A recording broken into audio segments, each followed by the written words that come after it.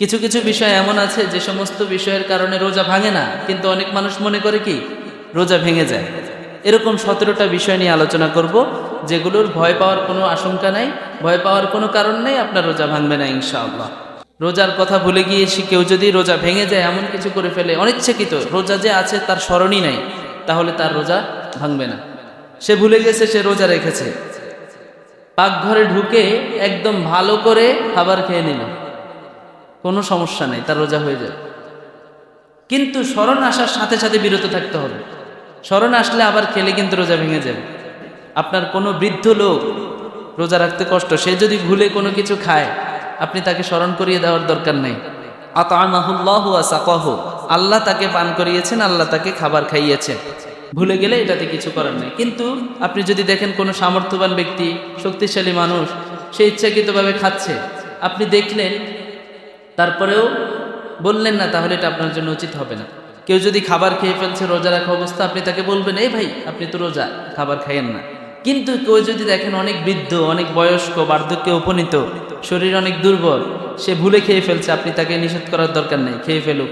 খেয়ে ফেলার পরে বললেন আপনি তো রোজা রাখছিলেন, খাইলেন যে, তার রোজাও হয়ে যাবে, আপনার অসুবিধা নেই। বিষয়টা বুঝছেন তো? ইচ্ছাকৃতভাবে কোনোভাবেই কোনো কিছু খাওয়া যাবে না, কিন্তু অনিচ্ছাকৃতভাবে সে রোজার কথা ভুলে গেছে, এখন যদি কোনো কিছু খেয়ে ফেলে তাহলে তার রোজা হয়ে যাবে, তার রোজা ভাঙবে না। 1 নাম্বার। 2 নাম্বার, চোখে ঔষধ কিংবা সুরমা লাগালে রোজা ভাঙবে না। চোখে, কারণ চোখের সাথে পেটের সাথে কানেকশনটা অনেক দূরবর্তী। চোখে সুরমা লাগালে, ওষুধ লাগালে এটা পেটের ভিতরে কি হবে না, যাবে না। এজন্য আপনার চোখে ঔষধ কিংবা সুরমা লাগালে আপনার রোজা ভাঙবে না। তারপর 3 নাম্বার, রাতে গোসল ফরজ হয়েছে কিন্তু গোসল করা হয় নাই, এমত অবস্থায় রোজা শুরু হয়ে গেছে, তাহলেও আপনার রোজা আদায় হয়ে যাবে, অসুবিধা নাই। তবে গোসলটা তাড়াতাড়ি করে নেওয়া উত্তম। রোজা অবস্থায় অপবিত্র থাকাটা উচিত নয়, কিন্তু রোজা ভাঙবে না। 4 নাম্বার, অনিচ্ছাকৃতভাবে কেউ যদি মুখ ভরে বমি করে, ইচ্ছাকৃত না, অনিচ্ছাকৃতভাবে তার বমির ভাব আসছে এবং মুখ ভরে সে বমি করছে, তাহলে তার রোজা কি হবে না, ভাঙবে না। কম করলে তো ভাঙবেই না, বেশি করলেও কি হবে না, ভাঙবে না অনিচ্ছাকৃতভাবে। কিন্তু ইচ্ছাকৃতভাবে মুখ ভরে বমি করলে কি হয়ে যাবে, রোজা ভেঙে যাবে। আবার ইচ্ছাকৃতভাবে সামান্য বমি করলে রোজা মাকরুহ হবে। 3টা পয়েন্ট। ইচ্ছাকৃতভাবে মুখ ভরে বমি করলে রোজা ভেঙে যাবে, কাজা আদায় করতে হবে। ইচ্ছাকৃতভাবে সামান্য বমি করলে তার রোজা ভাঙবে না, রোজা মাকরুহ হবে। অনিচ্ছাকৃতভাবে অল্প করুক বেশি করুক, অনিচ্ছাকৃত বমি যতটুকুই হোক, তার রোজার কোনো সমস্যা হবে না। 5 নাম্বার, দাঁতের ফাঁকে যে সমস্ত খাবার আটকে থাকে, সেটা যদি ছোলার দানার থেকেও কম হয়, সেটা যদি ছোলার দানার থেকেও কম হয়, বুটের দানার চাইতেও কম হয়, এত কম পরিমাণ খাবার যদি কারো পেটের মধ্যে চলে যায়, তাহলে রোজা কি হবে না, ভাঙবে না। কিন্তু ছোলার দানা বা তার চাইতে বেশি যদি হয়, সেটা যদি সে গিলে ফেলে, তাহলে সে ওই রোজাটা কি হয়ে যাবে, ভেঙে যাবে।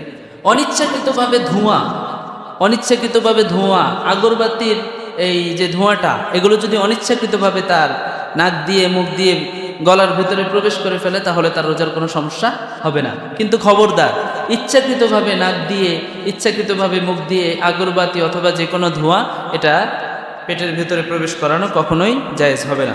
কারো যদি মশা মাছি অনিচ্ছাকৃতভাবে মুখ দিয়ে প্রবেশ করে ফেলে, হঠাৎ করে একটা মশা এসে মুখের ভেতরে ঢুকে গেছে, হঠাৎ করে একটা মাছি এসে নাক দিয়ে অথবা মুখ দিয়ে ঢুকে গেল, তাহলে এমত অবস্থায় তার রোজার কোনো সমস্যা হবে না। 8 নাম্বার, অনিচ্ছাকৃতভাবে স্বপ্নদোষ হয়ে গেলে রোজা ভাঙবে না। রোজা রাখা অবস্থায় স্বপ্নদোষ হলে রোজা ভাঙবে না, কিন্তু নিজের এখানে ইচ্ছার কোনো দখলদারিত্ব থাকতে পারবে না। 9 নাম্বার, থুতু গিলে ফেললে রোজা ভাঙবে না। ভিতরের জিনিস ভিতরে গেলে কোনো সমস্যা নাই। অনেকে বারবার থুতু গিলতে ভয় পায়, বিশেষ করে অনেক মহিলারা আছে থুতু গিলতে ভয় পায়, বারবার শুধু বাইরে থুতু ফেলে। না, ভয়ের কোনো কারণ নেই, ভেতরের জিনিস ভেতরে গেলে এতে রোজার কোনো অসুবিধা হবে না।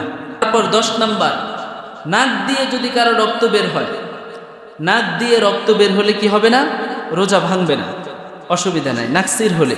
11 নাম্বার, দাঁত দিয়ে যদি রক্ত বের হয়, অনেক সময় কুলি করার সময় অথবা মিসওয়াক করার সময় দাঁত দিয়ে কি হয়, রক্ত বের হয়, তো এতেও ভয়ের কোনো কারণ নাই, দাঁত দিয়ে রক্ত বের হলে রোজা ভাঙবে না।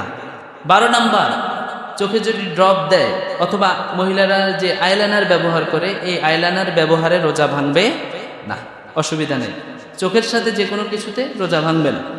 13 নাম্বার, তেল ব্যবহার করলে, তেল, লোশন, ক্রিম ইত্যাদি ব্যবহার করলে রোজা কি হবে না?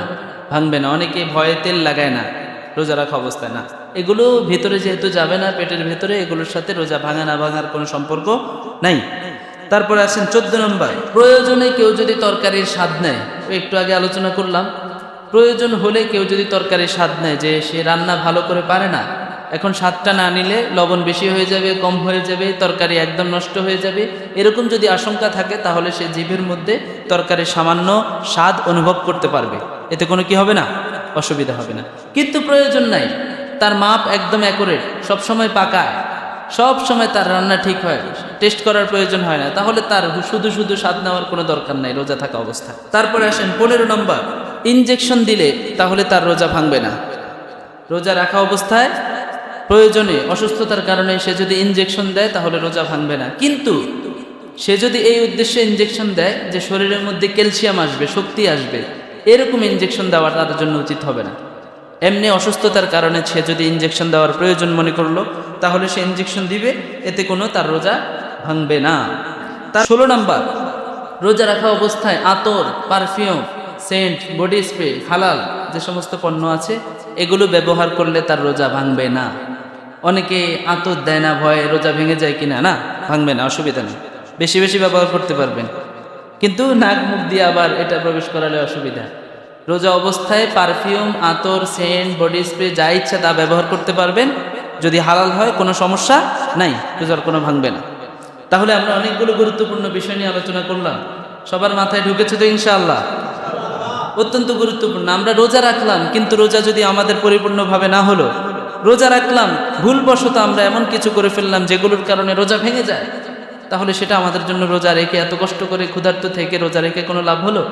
আবার অনেক কিছু বিষয় আছে যেগুলোর কারণে শুধু শুধু আমরা ভয় পেয়ে যাই, এই যে রোজা ভেঙে গেল কিনা, বা এই সমস্ত কারণে রোজা ভেঙে যায়। সব বিষয় নিয়ে মোটামুটি আমি সারসংক্ষেপে আলোচনা করলাম। এগুলো যদি আমরা মাথায় রাখতে পারি ইনশাআল্লাহ আমাদের রোজা ভাঙবে না। ঠিক আছে তো? প্রথমে কি সমস্ত বিষয় নিয়ে আলোচনা করলাম? যে সমস্ত কারণে রোজা ভেঙে যায় কাফফারাও দিতে হয়, কাজাও দিতে হয়, এরকম বিষয় কয়টা? 5টা। তারপরে আলোচনা করলাম 14টা বিষয় নিয়ে, যে সমস্ত কারণে রোজা ভেঙে যায় কিন্তু কাফফারা আদায় করতে হয় না, শুধুমাত্র কাজা আদায় করলেই হয়ে যায়। তারপরে আলোচনা করলাম যে সমস্ত কারণে রোজা ভাঙে না কিন্তু কি হয়? মাকরুহ হয়। তারপর আলোচনা করলাম যে সমস্ত কারণে রোজা কি হয়ে যায়? ভাঙে না, কোনোভাবে ভাঙে না, কিন্তু আমরা মনে করি কি ভেঙে যায়। এই বিষয়গুলো আমরা রাখবো। তারপরেও আমাদের অনেকের অনেক প্রশ্ন থাকতে পারে, এই আলোচনার বাইরে অনেক প্রশ্ন থাকতে পারে। যদি এরকম কোনো প্রশ্ন থাকে আমাকে পার্সোনালি আপনারা জিজ্ঞেস করবেন, ইনশাআল্লাহ আমি উত্তর দেওয়ার চেষ্টা করব। আল্লাহ রাব্বুল আলামিন আমাদের সবাইকে সহি সালামতে রোজা রাখার তৌফিক দান করুক। আমিন। ওয়া আখিরু দাওয়ানা আলহামদুলিল্লাহি রাব্বিল আলামিন। আসসালামু আলাইকুম।